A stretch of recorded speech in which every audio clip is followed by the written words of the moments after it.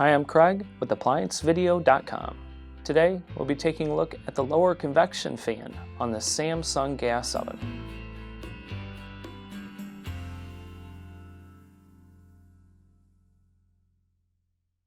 Stop. Before beginning any repair, always be sure to disconnect the power to the appliance.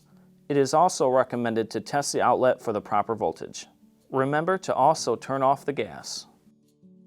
The main reasons why you'd be replacing your lower convection fan motor would be if the unit is loud when the convection is actually running, or the fan isn't running at all. Now, click on the link below to view this repair video. ApplianceVideo.com guides you step by step, giving you the confidence to avoid recalls and callbacks, also saving time on repairs.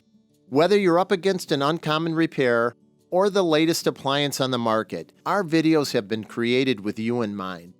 Our growing library of videos have been produced using our factory-certified technicians who have extensive infield experience over the past 30 years. ApplianceVideo.com provides high-quality repair videos that anyone can follow, regardless of their skill level. We are here to help. Click on the link below to view this repair video and let us help you do it right the first time.